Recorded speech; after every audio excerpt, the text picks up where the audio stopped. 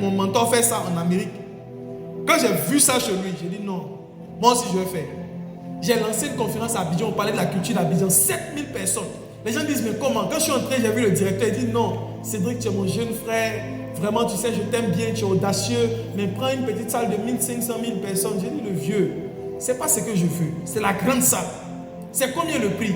Il dit 7 900 000. On a enlevé les 7 900 000 lui a donné, on est parti.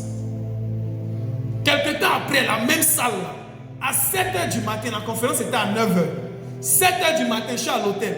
M'envoie un texto, Cédric, c'est toi, on attend. Hein? J'ai dit, comment ça? Est-ce que les gens sont déjà arrivés? On dit, la salle est pleine, les gens sont assis même sur les briques. La peur n'existe pas, frère. Tu peux pas comprendre. Si seulement tu peux décider de te lancer. La peur n'existe pas. En fait, j'aurai plus le temps de vous expliquer ça après. Troisième étape. Ceux qui ont la mauvaise pensée pensent que les riches sont mauvais. Peut-être que tu as un homme qui est riche, tu trouves qu'il est mauvais. Non, personne ne peut t'aider tant que tu es encore en bas. Écoute-moi, retiens bien ça. Personne ne peut t'aider tant que tu es encore en bas. Tout le monde va vouloir t'aider quand tu seras en high level. On n'aide pas ceux qui sont encore en bas. Quand tu es en bas, tu te débrouilles pour te créer un nom. Tu te débrouilles pour monter et en haut, tout le monde va vouloir t'aider. C'est comme ça. Les 5 personnes les plus riches au monde, la première personne c'est qui? Elon Musk, propriétaire de Tesla, PayPal. Deuxième personne c'est qui? Jeff Bezos, propriétaire de Amazon. Troisième personne c'est qui? Non. Non. Non. Comment? Non. Il a une entreprise française. Arnold Renault. C'est lui le troisième homme le plus riche du monde. Quatrième personne. Non. Bill Gates. Cinquième personne, Mark Zuckerberg, comme on le dit. Moi, je l'appelle Mark Zuzu. Il nous a tellement permis de faire de très belles choses. À cause de Mark Zuckerberg, aujourd'hui, on peut se faire de l'argent. À cause de Mark Zuckerberg, on peut vous rassembler ici sans venir, sans prendre un micro, marcher dans les rues de Bamako. Qui m'a vu devant sa porte? Donc, c'est Mark Zuzu qui est bien. Donc, je continue ce dont je parlais. Et je disais, les pauvres pensent que les riches sont mauvais. Alors que c'est faux. Les 5 personnes les plus riches au monde peuvent venir et partager. Nous sommes 7 milliards 200 millions d'habitants sur la Terre. Les 5 personnes les plus riches au monde peuvent nous partager à chacune des personnes sur la Terre plus de 25 millions de francs CFA et elles seront encore riches. Tu as compris ce que j'ai dit? Les 5 personnes les plus riches du monde peuvent commencer à nous partager 25 plaques à tous ceux qui sont sur la terre et ils seront encore riches. Mais pourquoi ils ne le font pas? Quand quelqu'un est pauvre, quand quelqu'un est dans des difficultés, on ne lui donne pas de l'argent, on lui donne l'intelligence. On lui donne l'information. Ils ne vont jamais nous partager l'argent. Mais ils vont nous partager la connaissance. On a dépensé 7 900 000, 923 000 quand on était en train de faire le point il y a quelques heures. Pour venir à Bamako. On aurait pu partager ça. Mais pourquoi est-ce qu'on ne partage pas? Puis on préfère vous donner l'information que de vous partager. Les riches ne sont pas méchants. C'est quand tu es en bas, tu crois que les autres sont méchants.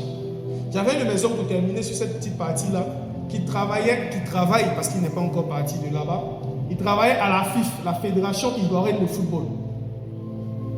Et il rencontrait les grandes stars, les Didier Drogba, les gars venaient chez lui à la maison. Moi, j'entendais toujours parler de mon oncle, Tonton Pompidou. J'entendais toujours parler de lui. Mais bon, je le voyais, je demandais si c'était vraiment mon oncle. Parce qu'il venait très rarement. On ne le voyait même pas. Aux réunions, il envoie l'argent seulement, il ne vient pas. Et une fois, je l'ai vu, tout ça, vite fait. Mais toute ma famille était remontée, fâchée contre lui. On dit non, il n'aide pas les autres. Tonton Pompidou n'est pas gentil. C'est pas quelqu'un de bien. Non, comme ça. Moi, je n'ai jamais eu quelque chose de mal contre lui. Parce que ce que tu critiques, c'est ce qui ne viendra pas à toi. Si tu penses que les riches sont mauvais, tu ne deviendras pas riche. Je vous ai parlé au premier point des lois. Les lois, ce n'est pas une histoire de croyance. Ce n'est pas si tu crois ou pas. Je vous ai dit, ce n'est pas parce que tu ne crois pas que ce n'est pas vrai. Que tu crois ou pas, il y a des lois qui sont déjà là. Comme la loi de la semaille et de la moisson. Donc plus tu donnes, plus tu reçois. Comme la loi, par exemple, de la reconnaissance. Si tu es reconnaissant envers quelqu'un, tu montes plus. Comme la loi de l'humilité. Si tu es orgueilleux, tu n'iras pas bien loin. Donc il y a une loi qui existe. Si tu crois que les riches sont mauvais, tu n'iras pas vers eux. Pendant qu'ils parlent, les frères qui sont là, et regarde ma chaussure. Ils disent, mais c'est quelle chaussure? Ça, c'est une Berlucci. Comme tu veux qu'ils parlent de ça, c'est une Berlucci. C'est 655 000 francs dans le pied. D'ailleurs, tu connais la Berlucci ici. Qui connaît Berlucci ici? 655 000 francs. Mais tu regardes ça alors qu'on parle de conférence. Ah, frère. Comme je suis en train de dire, il faut toujours... Les gens qui ont la mauvaise pensée sont toujours en train de se plaindre. Pourquoi moi? Pourquoi mon nom? Pourquoi est-ce que mon papa c'est pas Cristiano Ronaldo? Mais ton papa aussi voudrait que son fils soit Lionel Messi.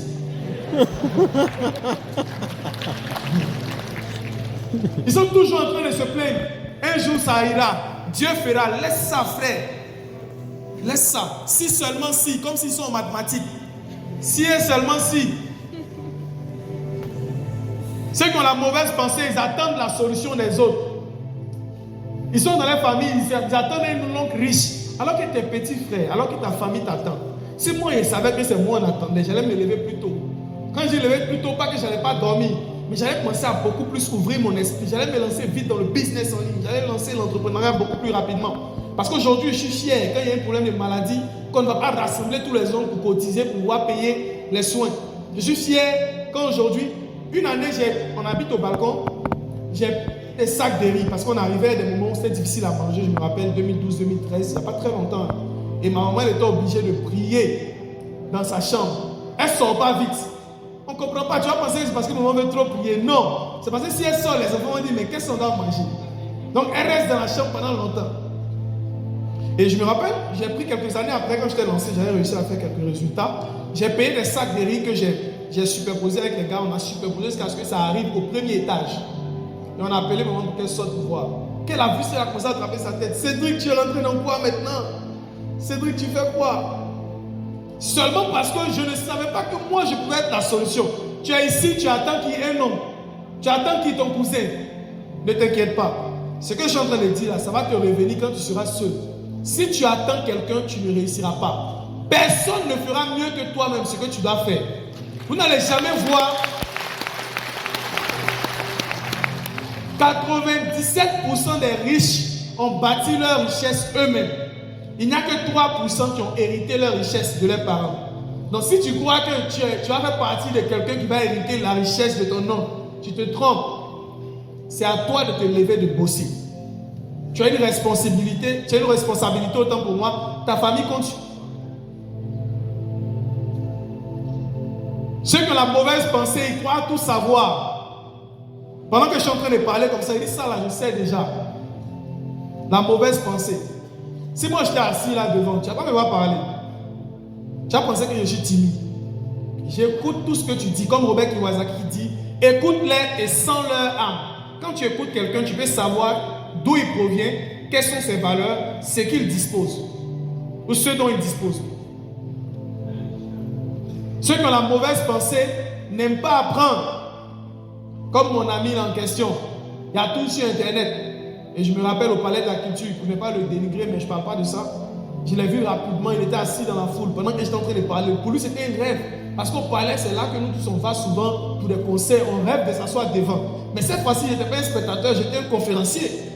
Et je parlais, je descendais, je regardais les gens. Je passe, je le fixe. Il me regarde comme ça, il ne croit pas. Parce que je n'ai pas décidé d'attendre quelqu'un. Let's go. Si tu as une des pensées ou tu as une réaction comme ça, tu n'iras pas très loin dans l'entrepreneuriat.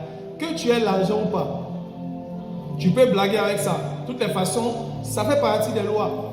Et tu vas te rappeler de ce que je te disais. Voici la pensée de ceux qui réussissent dans l'entrepreneuriat. Ils vivent pour le futur. Voilà pourquoi on dit demain c'est maintenant, le R2. Ils apprennent de leurs erreurs. J'ai fait des erreurs, j'ai perdu de l'argent quand j'étais à Douala l'année passée. Cette année, je ne vais pas en perdre encore. Ils apprennent journalièrement. Voilà pourquoi même si je suis en train de me déplacer, j'étais dans le véhicule de Draman et j'ai automatiquement mis quelqu'un qui parlait. C'est juste quelqu'un qui a, je crois, quelques abonnés. Il parlait de comment savoir lire rapidement. Parce que je veux apprendre le plus rapidement possible. Et j'écoutais.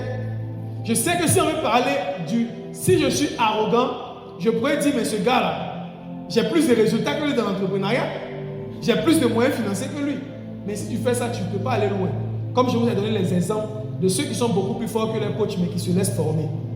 Quand tu vas aller loin dans l'entrepreneuriat, tu ne peux pas laisser passer une journée sans apprendre quelque chose de nouveau. Tu ne peux pas laisser passer du temps sans que tu n'aies un mentor. Tu es dans l'élevage, c'est de qui tu t'inspires. Parce que tu fais toujours 1000 poulets, 2000 poulets chaque année, c'est tout ça. Ça fait 7 ans que tu fais la même chose. Tu es dans l'assurance, c'est la même chose que tu fais depuis 7 ans. Tu vas t'éteindre un bon matin. Un concurrent va venir dans le même coin où tu es. Avec une nouvelle stratégie, il va t'éteindre.